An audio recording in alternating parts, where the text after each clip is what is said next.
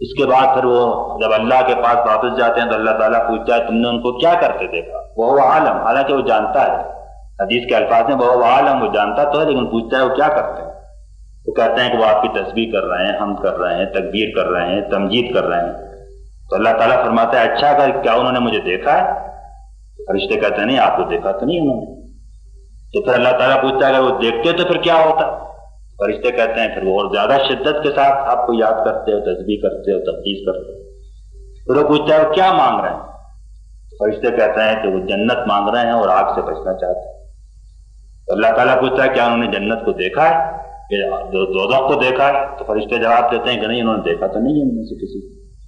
تو پھر وہ پوچھتا ہے اگر دیکھتے تو کیا ہوتا؟ تو فرشتے کہتے ہیں پھر وہ زیادہ شدت و کثرت کے ساتھ طلب کرتے ہو، بچنے کی تڑپ کرتے ہو۔ تو اللہ تعالیٰ فرماتا ہے اچھا جاؤ میں نے ان کی خواہش پوری کر دی۔ تو یہ دونوں حدیث بالکل صحیح حدیث ہیں، اور ان سے یہ ثابت ہوتا ہے کہ جمع ہو کر، جمع ہونے کا یہی معنی نہیں کہ ذکر صوفیوں کی طرح حلقہ بنا کر بیٹھا جائے، لیکن یہ کہ مل کر جمع ہو کر قرآن پڑھنا، تلاوت کرنا، ذکر کرنا، اور ساتھ ہی دعوت کا کام کرنا، اللہ کا کلمہ بلند کرنا، دین کا علم حاصل کرنا،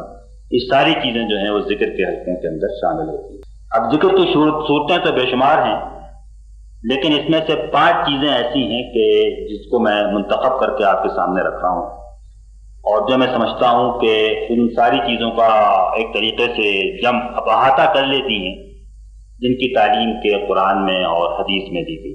پہلی بات یہ ہے کہ ذکر کے کلمات کا اہتمام، اور یہ وہ کلمات ہیں جن کی تعلیم قرآن مجید میں بھی دی گئی ہے، اور نبی کریم علیہ السلام نے بالخصوص اپنے ساتھیوں کو دی ہے، اور ان کی زندگی میں اس کو رائج اور جاری اور ساری کرنے کی پورا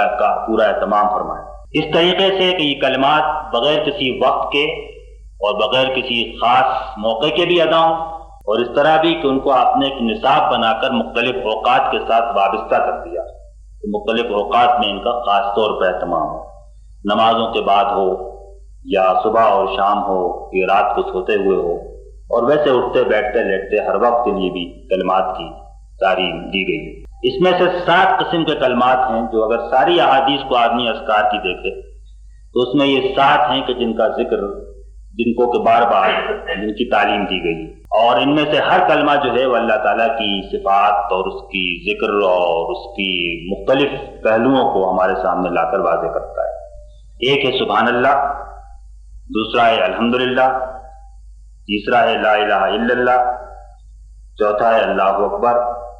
پانچواں ہے لا حول ولا قوت الا باللہ، چھٹا ہے استغفار۔ استغفار کے الفاظ مختلف ہو سکتے ہیں لیکن استغفار کی تاکید جو ہے وہ مختلف انداز کے اندر، اور ساتواں ہے دعا۔ دعا کے بھی الفاظ مختلف ہو سکتے ہیں لیکن مجرد مانگنا اس کی تاکید ہے، اور اس کے لیے مختلف انداز کی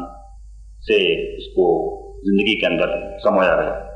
تو یہ 7 قسم کی چیزیں ہیں۔ انہی دعاؤں میں سے ایک دعا وہ ہے کہ جو ہم حضور کے لیے کرتے ہیں، اس کو میں نے الگ سے شمار نہیں کیا، لیکن وہ حضور سب سے پہلے جو دعا لازم ہے ہمارے اوپر